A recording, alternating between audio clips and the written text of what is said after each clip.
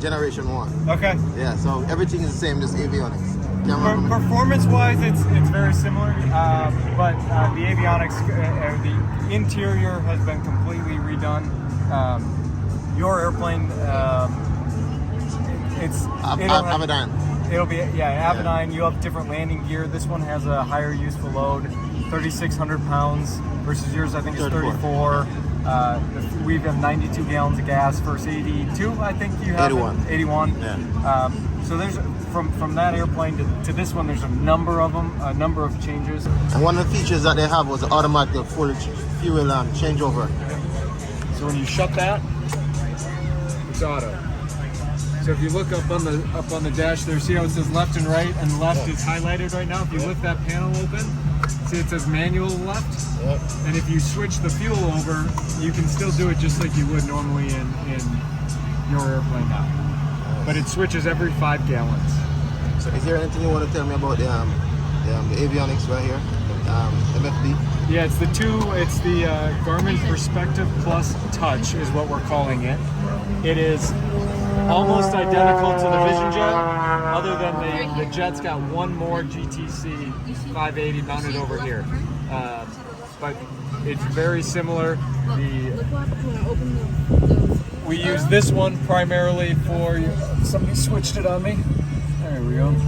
This one primarily will control your MFD, and this one is primarily your nav comm frequencies over here. So over here we're controlling all the screens, and here's our nav radios.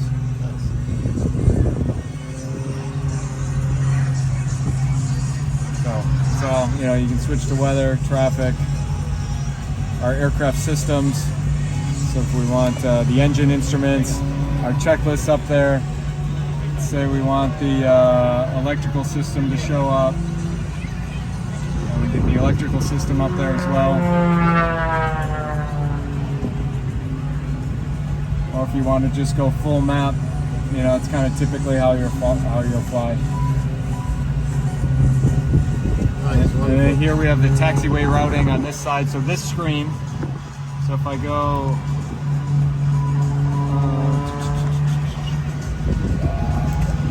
So this screen, when you get onto the runway, it'll go just like a glass panel that you're used to. It automatically changes. We got the keyless fob right there, automatic start. Yep, so left, right, mags, and then the push button to start it. Wonderful, wonderful. And in case of emergency, we lose one MFD, one of our flight display. Automatically switch. Yep. Wonderful. So your standby now is down on the GTC.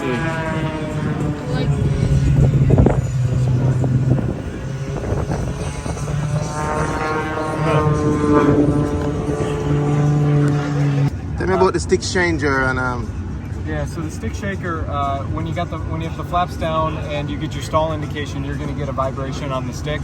It's not a pusher. It's not going to push the nose over, but it's just another indicator that you're approaching a stall. This one will have stability protection on it in the avionics, underspeed, overspeed protection. Do you have dual 430s? yes. Yeah. Oh, I thought it was moving. No. 14-inch screens. The flap speed on this airplane is 150 knots instead of 119 for yours. You have a preventive envelope. Yep, there's the stability protection system. That's the envelope for the flaps got bigger. So if you drop the flap, if you're going 160 and drop the flaps, it doesn't do anything until 150, right? Yeah, it waits till 150 and then it'll drop the flaps. Yeah. Nice. New lithium-ion battery in this one, so that's about 20 pounds lighter than the previous batteries. My question: do you ever think they will integrate auto travel inside here for the safe home? It's definitely on the radar. We've definitely thought about it from an engineering. It's just getting all the components together to do it. So I'm sure it's a goal of the engineering team, but we don't have it yet. And what I like about the new Gen 7, it's look more simpler, but it's sophisticated.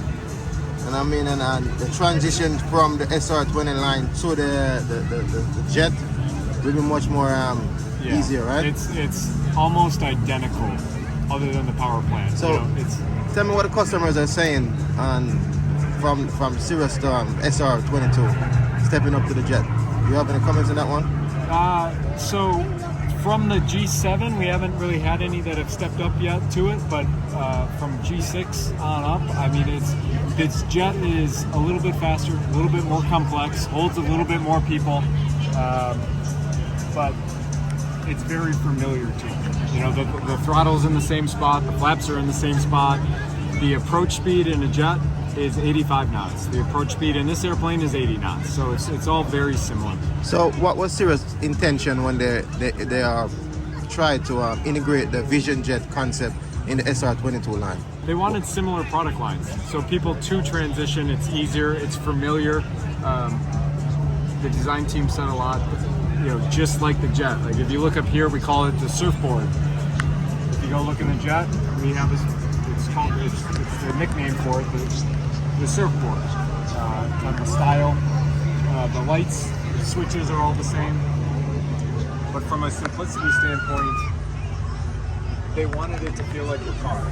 That's why we got rid of a lot of the switches. The navigation lights, the Avionics switch are gone. We don't have them anymore because you always have those on anyways. So that cleaned up 2 switches on the bolster panel. We moved the oxygen that used to be down here. We moved that to the bolster panel so we could clean up the down by the throttle properly. So a guy like me coming from an Avionics system to a G7, like, what's the time frame for me to get transitioned here? So transition into it is, you know, Garmin is pretty easy to transition to. Whether it's the G1000, whether it's the G6 version, it does everything you're used to it doing. You just got to go find the right page. The first 5 hours, maybe a little painful. After that, you'll be just fine. So I would say 2 to 3 days, and you get fairly comfortable in the airplane. And so far, the customers are loving it, right? Oh yeah, absolutely. I had my first 2 G7 deliveries 2 weeks ago, and they're loving it. Yeah, mind blowing. And they were all worried about the transition into it, and after that they said I had nothing to worry about. Oh, wonderful. They came out of G6s into the G7. So what's the useful load with all these upgraded avionics and stuff like that? Did we gain any useful load, It's about or did we 1,000 lose pounds. it? 1,000 pounds. Yeah, and this one's the turbo. So a 22 is it's 82 pounds more, so almost 1,100 pounds. Just round Nice. numbers there. And I see that they redesigned the cup holder. Simple stuff, but make a lot of difference. Yeah. They redesigned the cup holder because cup holder keep on breaking, right?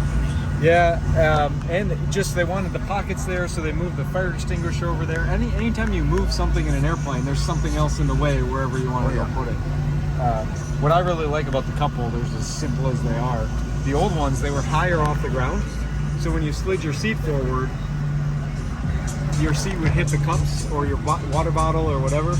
Now the cup holders are almost on the ground, so you don't knock your stuff over. It's not high up and you don't knock it over. Mason, tell me about it. How does it look different from our plane? Well, how I feel is different everything looks different. It looks more technological, more technology. There's a lot of stuff that are improved. The color is really good too, and the seats are very, very comfy. Seats are comfortable? Yes, it's a better plane. All right. Thank you.